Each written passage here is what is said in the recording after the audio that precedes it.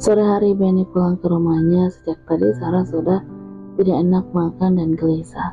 Tentu saja ucapan Bagas tadi kenyataan. Udah pulang bang? Udah Rah, anak-anak mana? Biasa pada main. Kamu dari mana tadi siang? Ya kerja, emang ngapain lagi? Dengan santai Benny melepas sepatunya. Setelah itu dia menyerahkan uang penghasilan bengkel hari ini pada Sarah. Dada Sarah yang semula sesak dan gelisah sedikit lebih tenang melihat lembaran uang berwarna biru itu.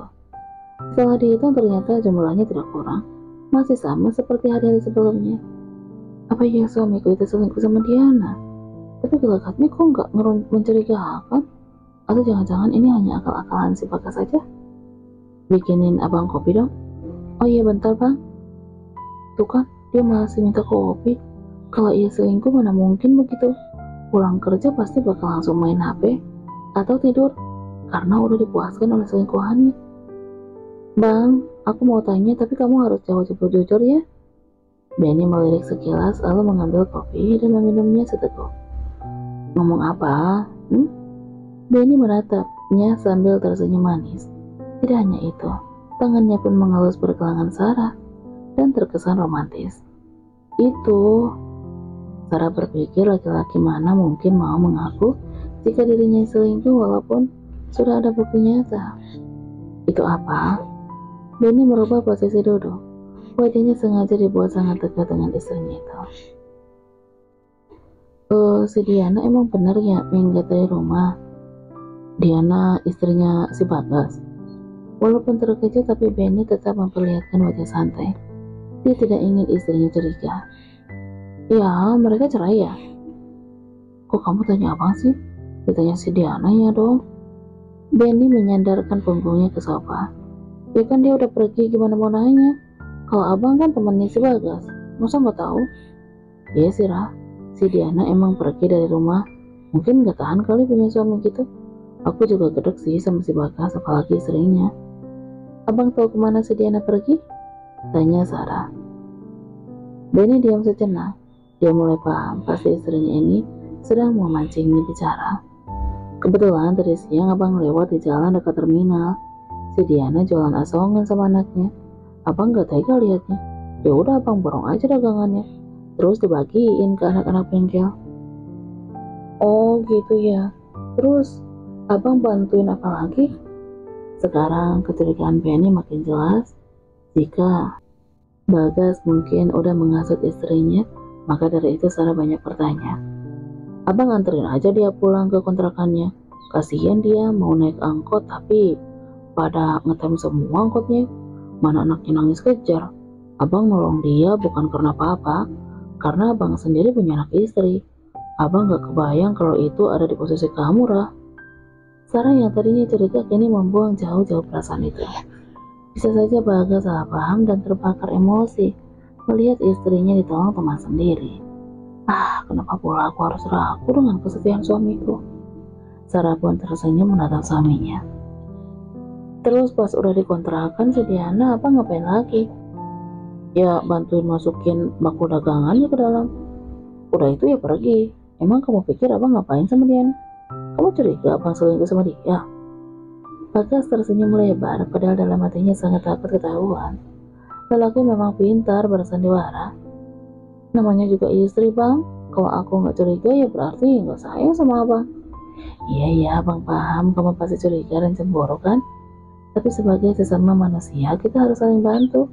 Mana tahu di masa depan nanti kita yang susah. Bukan doain, tapi kan kita nggak tahu.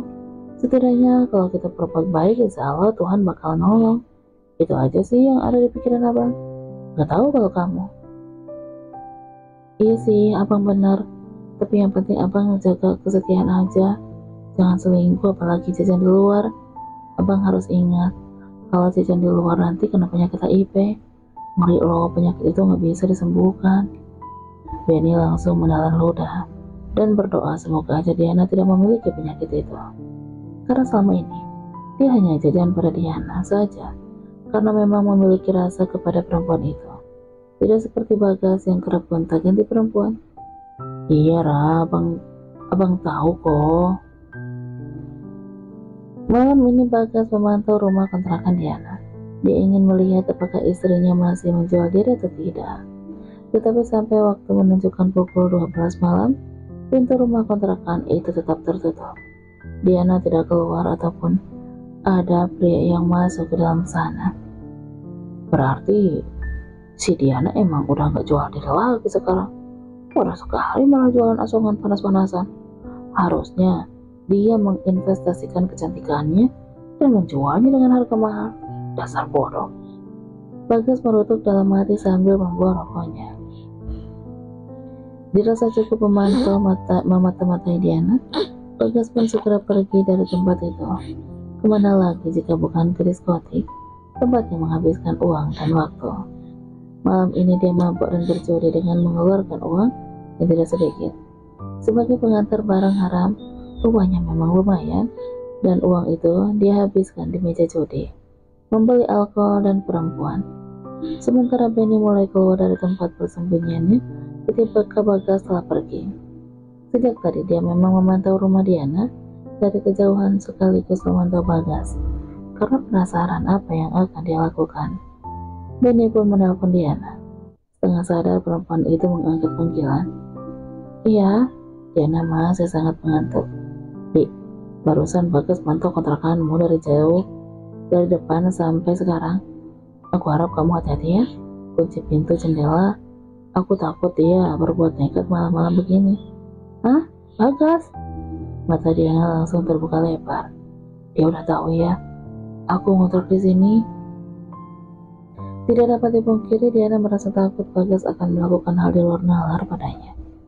Iya, dia udah tahu, tapi kamu tenang aja. Abang bakal jagain kamu kok. Kalau perlu kontrakan di sebelah kamu itu, abang akan suruh orang isiin buat jagain kamu. Ya ampun, enggak gitu juga kali bang. Ya deh, aku harus hati-hati. Jendela sama pintu udah aku kunci kok, aman. Bagus Di, sekarang si Bagasnya udah pergi kok. Kamu lanjut tidur aja ya, abang mau pulang. Makasih ya bang, udah ingetin. Hati-hati pulangnya, ini udah malam loh. Diana melirik jam di dinding, ternyata udah pukul 1 malam. Dia langsung melamun. Biasanya di jam seperti ini dia masih bekerja, melayani klien-klien yang menyebalkan. Sekarang dia bersyukur karena udah tidak lagi menjalankan profesi itu. Perhatian banget sih kesayangan abang ini, jadi pengen masuk ke sana. Sebagai laki-laki normal, belalai gajahnya tiba-tiba bangun, merindukan sarang burung Diana yang hangat. Ngapain masuk ke sini? Mau dikebukin warga? Maunya sih dikebukin kamu, Di. Abang kangen banget sama kamu. Udahlah abang pulang aja, istri abang pasti udah gak nunggu lo di rumah. Tapi abang pengennya pulang ke rumah kamu, Di. Abang ini ngaco ya, minta dijajali sambal mulutnya. Diana langsung mematikan panggilan karena tidak mau otaknya ikut-ikutan error seperti laki-laki itu. Ya, dimatiin. Kenapa harus dijajali sambal? Gumam Bagas sambil berusaha menelpon Diana kembali. Tapi sayang sekali nomor perempuan itu langsung tidak aktif. Diana, oh Diana, kenapa sih kamu susah banget diajak selingkuh? Aku kan cinta mati sama kamu. Kalau udah gini gimana nasib Chris pesak aku? Dia terpaksa pulang membangunkan Sarah, lalu melampiaskan hasratnya pada wanita itu. Setiap gerakan yang dia lakukan terbayang wajar untuk Diana. Dia menghayal jika perempuan di bawahnya itu adalah Diana. Nih, catatan hutangmu. Bang Johan melemparkan buku kecil ke hadapan Bagas. Melihat deretan angka, ternyata hutangnya udah lebih dari 10 juta. Belum lagi hutang bekas Diana melahirkan yang masih ada. Kok banyak banget bang? Iya lah banyak. Tiap malam kamu kan pinjam duit buat judi. Itu udah sama bunga. Pokoknya besok malam gak ada lagi pinjam-pinjam duit. Gue bisa bangkrut kalau gini terus. Mulai besok, lu harus cicil itu hutang. Pokoknya jarak sebulan harus lunas semua. Kalau tipu lama-lama. Hah? Sebulan? Bagas langsung ketar-ketir. Dari mana dia bisa mendapatkan uang kurang lebih nominal 15 juta itu? Siap. Gak ada cara lain selain Diana kembali kepadaku dan bekerja seperti kemarin. Bagas pun berpikir keras memikirkan cara agar Diana mau kembali. Karena hanya dia yang bisa dia andalkan saat ini. Jam 3 sore Diana pulang berdagang. Akhir-akhir ini Benny udah jarang menemuinya. Jika mereka bertemu, Benny hanya menemui di jalan dekat terminal, tidak pernah lagi singgah ke rumahnya. Sebenarnya itu bukan masalah untuk Diana, tetapi dia merasa heran saja dan tidak takut pada perkataan yang menyinggungnya. Loh, ngapain Bang Bagas di sini? Diana mendadak ketakutan saat melihat Bagas duduk di teras rumahnya. Tetapi karena Alzia menangis kepanasan, ia pun tidak bisa pergi menghindarinya. Ngapain kamu kesini? Tanya Diana dengan ketus. Sudah hilang rasa hormatnya pada pria itu. Diana, aku cuma kangen sama saya. Aku nyesel udah nelantarin kalian. Gimana keadaan anak kita? Sini sayang sama ayah ya. Bagas pun langsung mengambil saya dari gendongan Diana, menimang-nimang bocah itu sebentar hingga tangisannya meledak. Sekarang bayi itu sedikit berisi, tetapi kulitnya menjadi gelap karena setiap hari panas-panasan ikut berjualan. Di, sebagai permintaan maaf aku bakal datang ke sini tiap hari temui kalian, sekaligus ngasih uang. Jadi kamu gak perlu dagang panas-panasan. Aku kasihnya sama saya. Kamu mau ya? Aku tahu kamu gak bakal mau kembali ke rumah kita lagi, tapi izinin aku menebus semua salahku kepada kalian. Diana terdiam menelisik wajah Bagas. Benarkah ucapannya itu? Ini buat beli makan siang. Mulai besok gak perlu dagang lagi. Aku bakal datang tiap hari bawain uang. Diana memandang uang yang disedorkan oleh Bagas. Aku gak modus Kodi. Sekarang mata hatiku udah terbuka. Kalau kalian berdua sangat berharga. Maafin aku ya. Ayo diambil. Enggak bang, bawa pulang aja duit itu. Aku bisa kok nyari uang sendiri. Tapi ini buat saya Di. Kamu juga masih istriku, jadi aku wajib kasih kamu nafkah. Ambil aja ya, please. Bagas menghibah. Udah deh bang, bilang aja kamu mau apa. Gak usah basa-basi. Diana mulai tegas. Aku mau minta maaf dari kamu, tapi gak bakalan maksa kamu buat kembali ke rumah. Apa itu sebuah kesalahan? Enggak sih, baguslah kalau kamu sadar. Sini, kembalikan saya. Aku mau mandiin dia. Tapi ini duitnya diambil ya, Wi. Aku masih ada uang kok. Simpen aja buat bayar utang. Masuk dulu ya, Bang. Diana masuk ke dalam rumah. Dia tidak ingin percaya begitu aja pada Bagas. Kita mandi biar kamu wangi dan segar. Diana bicara pada bayi mungilnya. Semenjak tinggal berdua, dia tidak lagi tertekan dan stres. Walaupun hidupnya pas-pasan, tetapi itu semua sangat membuatnya bahagia. Setelah Zia diberi makan, Diana pun menidurkannya. Lalu dia keluar untuk mengangkat jemuran. Loh, abang ngapain di sini? Diana terheran karena Bagas belum pergi sejak tadi. Padahal, jika menghitung waktu mungkin Bagas sudah menunggu 3 jam lebih di teras kontrakannya. Aku cuma mau kamu terima uang ini, Di. Dan aku juga mau kamu maafin semua kesalahanku. Kesalahan apa? Diana sengaja memandang Bagas dengan dingin dan keras. Sedikit pun tidak percaya dengan apa yang diucapkannya. Udah pasti pria itu menginginkannya kembali ke rumah agar kembali dijadikan sapi perah. Enak saja. Aku udah menjual tubuhmu ke banyak laki-laki. Aku juga sering kasar kepada kamu. Aku nyesel, Di. Maafin aku ya. Bagas berdiri menghampiri sementara Diana mundur 1 langkah. Dia udah najis disentuh olehnya. Aku bakal maafin kamu asal dengan satu syarat. Apa itu? Bagas antusias. Dia kembali maju 1 langkah, tetapi Diana pun mundur 1 langkah. Karena baginya Bagas seperti najis, muka ladoh. Celaka aku. Mulut Bagas seperti di lem Korea. Tidak bisa lagi berkata apa-apa. Karena memang hal itu tidak dia inginkan dalam hidupnya. Masih berharap bisa bersatu dengan Diana.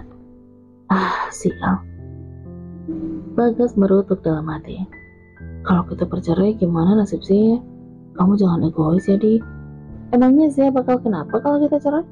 Toh, selama ini dia juga takut kan? Kalau digendong kamu suka nangis. Itu artinya apa? Saya emang gak butuh kamu. Ya Allah, Di. Iya, aku akui selama ini aku jahat. Tapi nggak selamanya orang jahat itu bakal jahat. Aku mau berubah deh. Aku nggak mau cerai pokoknya. Aku mencintai kamu dan saya. Hahaha. Mulut Diana terbuka lebar. Perutnya seperti digelitik ramai-ramai. Cinta katanya. Membayangkannya saja merasa mau loncat ke jurang. Di, aku serius. Aduh bang, kalau mau ngelawak jangan di sini deh. Sana di TV aja. Percuma, nggak bakal dapet saweran. Diana memegang handle pintu bersiap masuk ke dalam. Meladeni Bagas sangat tidak penting. Di, jangan masuk dulu. Oke, kalau kamu nggak percaya. Tapi tolong setidaknya ambil duit ini buat saya. Diana menghela napas, menatap lembaran uang 50.000 dan recehan itu dengan tidak yakin.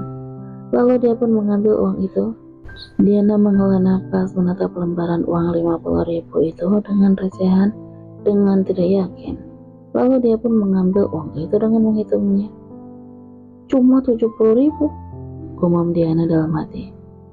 Ambil aja deh buat abang, pasti butuhkan buat bayar hutang atau buat booking perempuan. Karena kalau buat judi jelas nggak bakal cukup kan ya. Diana menyindir. Apa yang udah dilakukan Bagas selama ini sungguh membuatnya sangat sakit. Dan tidak semudah itu untuk memaafkan, apalagi melupakan. Untuk mengikhlaskan pun butuh waktu. Sekarang malah akan ditukar dengan uang 70.000. Dipikir aku barang diskonan apa? Gerutu Diana dalam hati. Aku udah gak main judi lagi. Pokoknya aku udah tinggalkan semua itu di. Sekarang aku fokus cari kerja aja. Walaupun kerjanya kasar tapi tetap aku kerjakan. Baguslah kalau gitu. Diana berkata ketus. Mau kerja kasar kek? Halus kek? Gak ngefek. Ya udah ambil ini buat saya. Bagas masih tetap memaksa. Diana berdecak, ingin sekali menyewa bulldozer lalu menyeret Bagas dari tempat ini dan membuangnya jauh-jauh agar tidak kembali.